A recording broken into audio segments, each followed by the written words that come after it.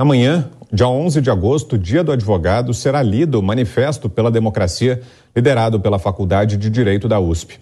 A Polícia Militar já antecipou que fará um esquema especial de segurança no centro de São Paulo.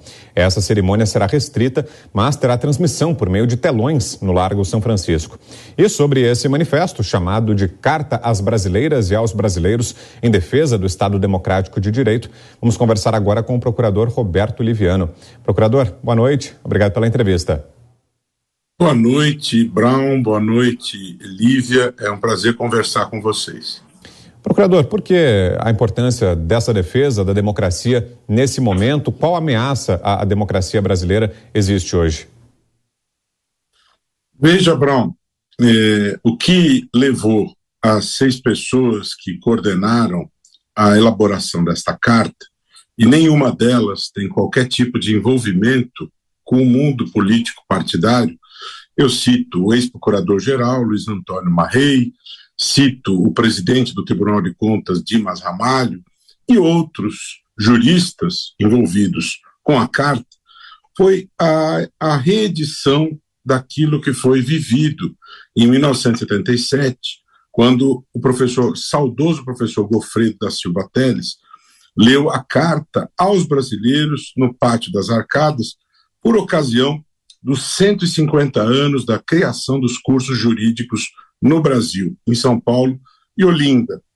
Existe uma preocupação, Brown, da parte de muitas pessoas, e nós estamos aí nos aproximando de 900 mil que assinaram esta carta, em relação a possíveis riscos à democracia quando se fala em mau funcionamento de urnas que estão no Brasil sendo utilizadas desde 1996, sem qualquer tipo de evidência que as coloque sob suspeita, não é?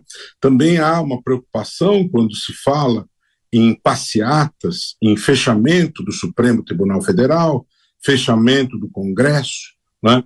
Esse tipo de colocação, esse clima, essa atmosfera em Forças Armadas fazerem apuração paralela, sem qualquer previsão constitucional, né?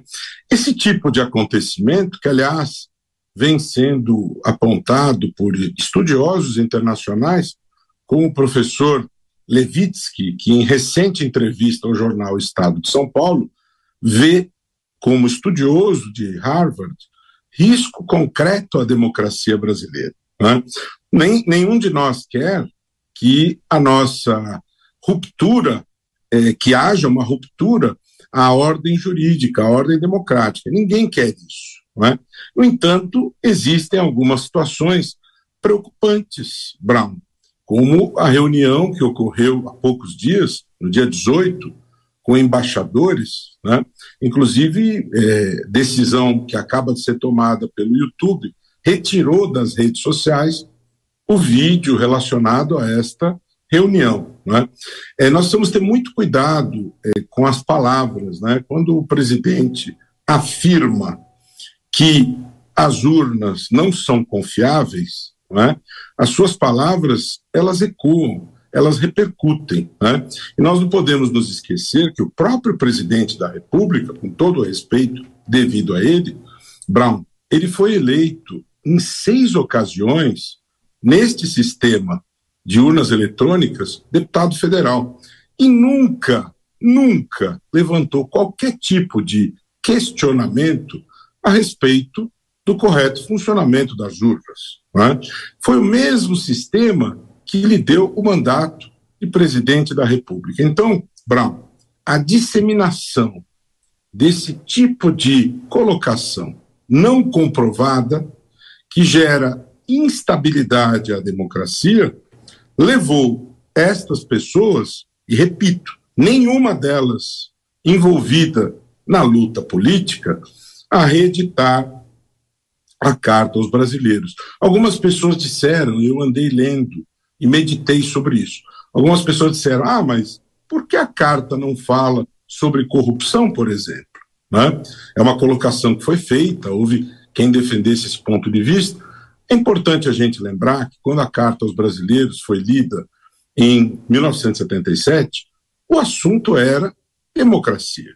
E o assunto agora é democracia, porque se formos entrar em problemas brasileiros, Lívia, nós temos também a desigualdade social, que é um problema que aflige o Brasil, gravíssimo. A fome, né?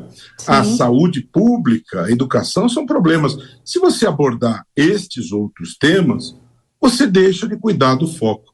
E como se diz no avião, quando a gente está voando, né?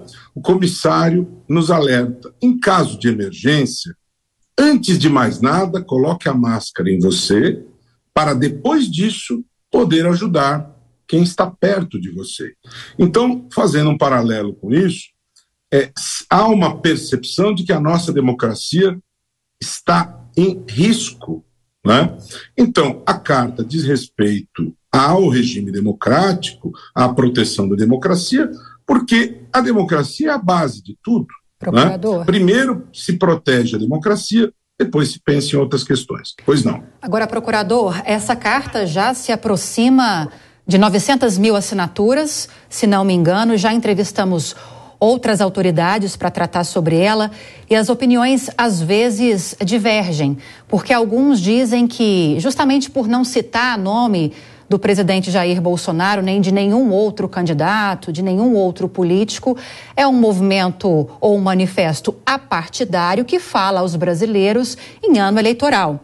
Agora, pelas palavras do senhor, não deixa de ser também uma reação a algumas ações, dentre elas ações do presidente Jair Bolsonaro, como essa reunião que o senhor citou, em que ele faz críticas ao sistema eleitoral brasileiro, coloca em dúvida o sistema eleitoral brasileiro.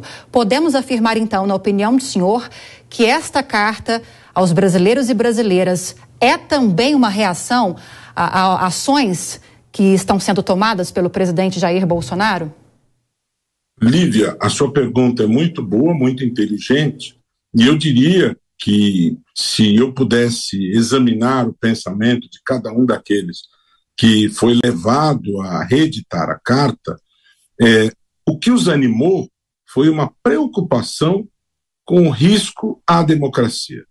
Uma sensação de que a nossa democracia está sob risco, né?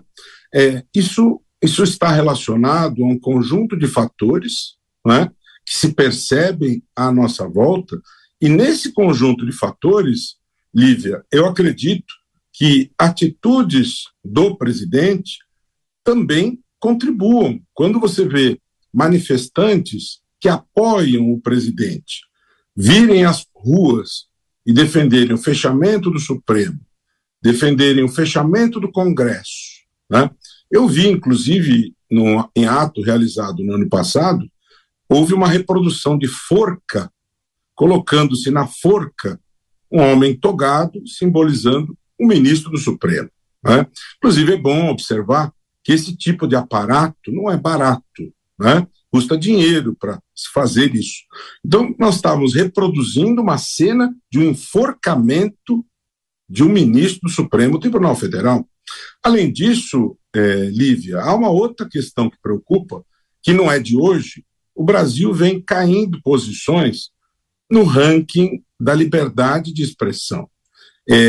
Há um relatório divulgado anualmente pela Repórteres Sem Fronteiras e o Brasil desceu de nível e se encontra no nível vermelho, né? E isso se relaciona aqui hostilidade no tratamento de jornalistas, dificuldades para o exercício do trabalho. Eu estive no último final de semana participando do 17º Congresso Internacional da Abrage, que reuniu jornalistas de todo o Brasil. Congresso esse que teve apoios dos principais veículos do país, inclusive de organismos internacionais, não é? Há uma preocupação, o sentimento é generalizado em relação a essa escalada de hostilidades contra jornalistas. E, infelizmente, o protagonista em relação a esses atos hostis é o senhor presidente da República, né? A imprensa faz o seu trabalho, garante o direito à informação, o acesso à informação, e não é plausível que ocorra isso. Como não é plausível, Lívia, que nós precisemos de um consórcio de veículos múltiplo para garantir à sociedade, durante a pandemia, o acesso aos números da pandemia. Se nós não tivéssemos tido este consórcio, não teríamos tido acesso aos números da pandemia. E veja que o Brasil é signatário do Pacto dos Governos Abertos, celebrado com 8 nações do mundo, em 2011, e por força desse pacto, Lívia, o Brasil se comprometeu a ser exemplo de transparência e de governo aberto. No entanto, na direção oposta, nós temos visto opacidade, abusos na decretação de sigilos, como no caso dos pastores Gilmar e Arilton, se decretou sigilo e depois que a repercussão foi negativa, houve um recuo, né? Essa soma de fatores, Lívia, a meu ver, ela gera essa sensação de intranquilidade, essa sensação de risco que o professor Stephen Levitsky, de ciência política de Harvard, não tem nada a ver com a luta política interna, professor que analisa as democracias no mundo, na visão dele, existe objetivamente um risco, sim, à ordem democrática no Brasil. Okay. Né? Isso não foi nenhum dos 6 signatários, não foi nenhum partido político, foi um estudioso, professor de Harvard, que aponta em recente entrevista publicada no jornal Estado de São Paulo. Portanto, estamos falando de considerações de ordem científica e não política. Ouvimos aqui o procurador Roberto Liviano. Obrigado mais uma vez, procurador, pela entrevista, pela presença aqui com a gente no Jornal Jovem Pan. Uma boa noite, até uma próxima. Muito obrigado pela postura de vocês, comedida nessa conversa. Eu só quero dizer ao final, me despedindo, que eu me sinto honrado em participar deste ato amanhã, porque a Constituição dá ao Ministério Público a missão de defesa do regime democrático. Participar de atos como este me dão uma grande alegria, uma grande felicidade, porque a carta não é contra ninguém, não é contra A, não é contra B, é em defesa da democracia. E defender a democracia é função, é missão do Ministério Público. Quero convidar quem está aqui nessa audiência, me seguir no Instagram, no Roberto Livianu Oficial. Será uma grande alegria. Um abraço a vocês, Brown e Lívia, e até a próxima. Até a próxima. Obrigada, procurador.